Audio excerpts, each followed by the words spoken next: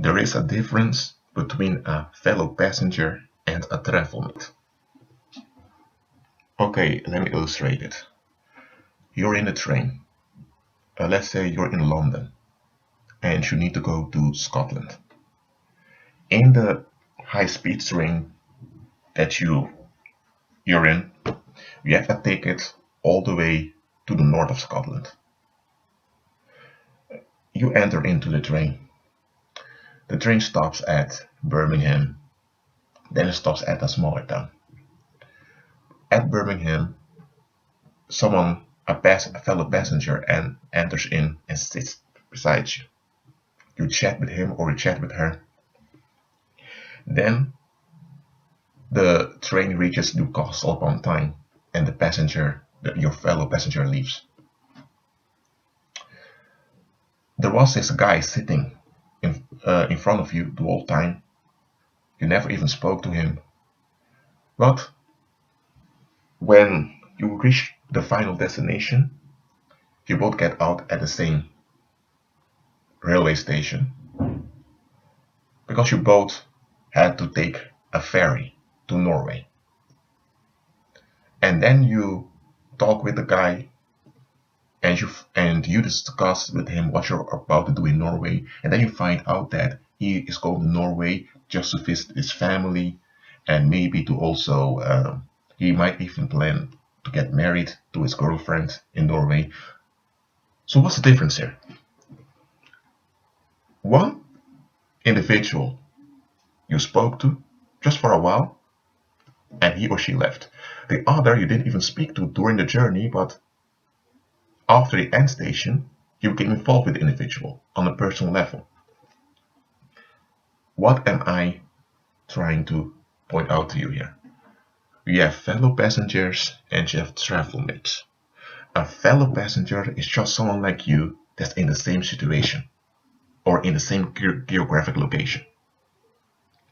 And you have interaction, whether it's intense or just little interaction with this individual, it doesn't matter.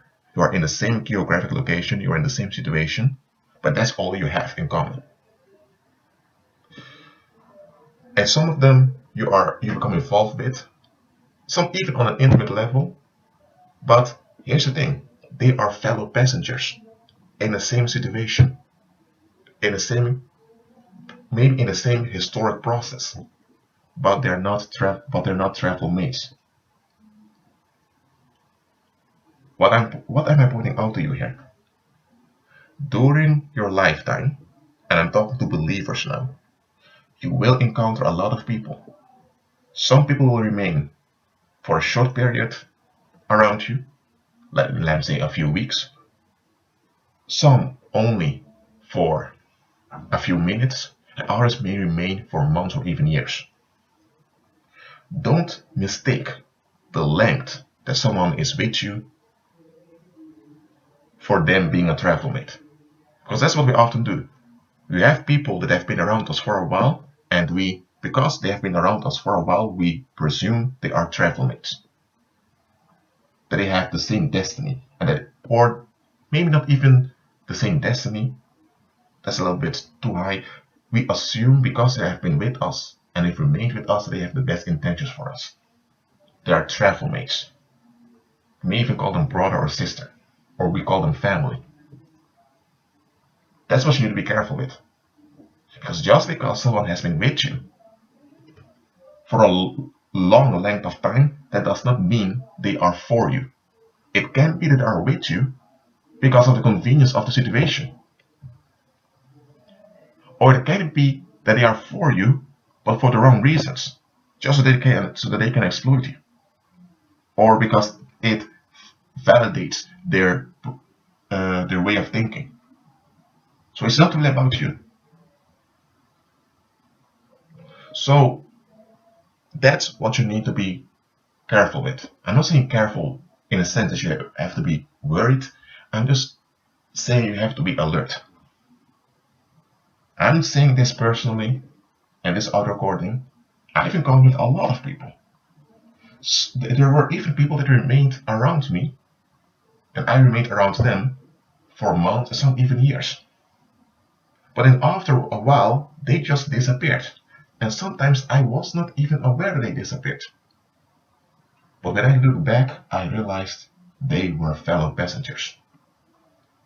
They were no travel mates. And why am I repeating this in this audio recording? Because a lot of you have been wounded because a fellow passenger left. Look, let me give another illustration, okay? Let's say you are in Amsterdam and you want to take the Trans-Siberian Railway to go to South Korea. Let's say that in 2017, there's a railway from China to North Korea going to the south of Korea. Let's pretend that that will be in 2017. I'm not sure if this will happen, but let's just pretend it for this example. So you've bought your tickets. You will get in at Amsterdam. You will transfer at Moscow,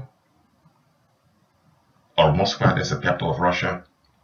And at Moscow, you will take another train that will go all the way to Busan in South Korea. And let's say that in Busan, you also have another transport that you need to pick the ferry to cross to go over to Fukuoka in Japan. So Japan is your final destination, but you're going through land and you need to make two transfers. Between Amsterdam and Moscow, let's say it takes maybe a week with a train. You will encounter some people during that week, but your final destination on that line is Moscow. So then after you transfer at Moscow, you begin again from Moscow all the way to Busan. And this may take about 3 weeks. During these 3 weeks, you will meet people and people will leave. But your final destination is Busan, and from Busan you transfer again a short distance to go to Fukuoka in Japan. Now, the people that you encountered, let's say in Berlin, that were on their way to Poland, when they reach Poland, they're out of the train, while you are still going to Moscow. And if they are leaving you at Poland, let's say in Warsaw, you might feel hurt, but you have to remember, your final destination is Japan. Dear believer, the same it is with you. Some of the fellow passengers are about to leave you. The Most High will remove them from you because they will only be a hinder unto you if they remain around you. They are not relevant to you anymore. So let them leave. The travel mates will remain, and some of the travel mates you're about to meet in the future. Anyway, be at peace.